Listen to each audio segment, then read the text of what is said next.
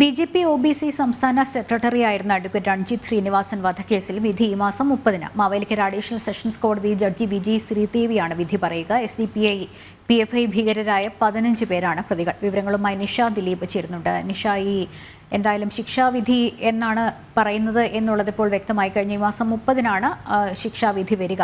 എന്താണ് കോടതിയിൽ നിന്ന് സംഭവിച്ചത്? ലക്ഷ്മി, രഞ്ജിത്ത് ശ്രീനിവാസൻ കൊലപാതക കേസ് വിധി പറയാനായി മാവേലിക്കര അഡീഷണൽ സെഷൻസ് കോടതി ഈ മാസം 30-ലേക്ക്, അതായത് ചൊവ്വാഴ്ചത്തേക്ക് മാറ്റിവെച്ചിട്ടുണ്ട്.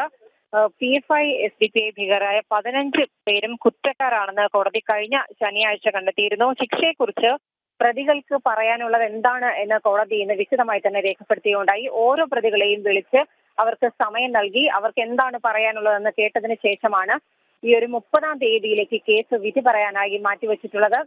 Mavelikkara additional sessions judge Viji Sreedevi മുൻപാകെയാണ് പ്രതികൾ ഇന്ന് തങ്ങൾക്ക് പറയാനുള്ള കാര്യങ്ങൾ പറഞ്ഞത്.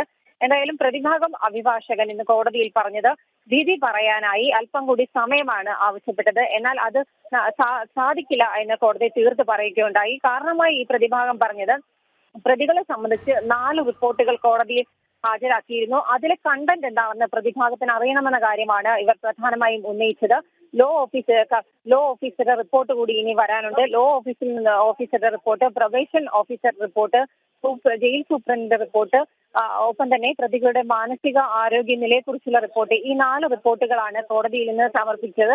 ഇതിൽ ലോ ഓഫീസറുടെ റിപ്പോർട്ട് സമർപ്പിച്ചിട്ടില്ല. അതുകൊണ്ട് തന്നെ അതിലെ കണ്ടന്റ് കൂടി തങ്ങൾക്ക് അറിയാനുള്ള അവകാശമുണ്ട്. അതുകൊണ്ട് വിധി പറയാനായി ഇനിയും സമയം നീട്ടിവെക്കണമെന്ന കാര്യമാണ് ഇന്ന് പ്രതിഭാഗം കോടതിയിൽ ഉന്നയിച്ചത്. എന്തായാലും കോടതി ആ കാര്യങ്ങൾ, ഈ റിപ്പോർട്ട് കോടതിയിൽ സമർപ്പിക്കപ്പെട്ടു. അതിലെ കാര്യങ്ങളെല്ലാം ജഡ്ജി തന്നെ വിശദമായി പ്രതിഭാഗത്തിന് പറഞ്ഞു കൊടുക്കുകയും ചെയ്തു.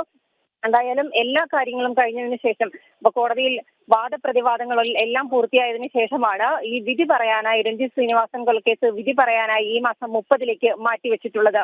ലക്ഷ്മി, നിഷ ദിലീപാണ് വിവരങ്ങൾ നൽകിയത്.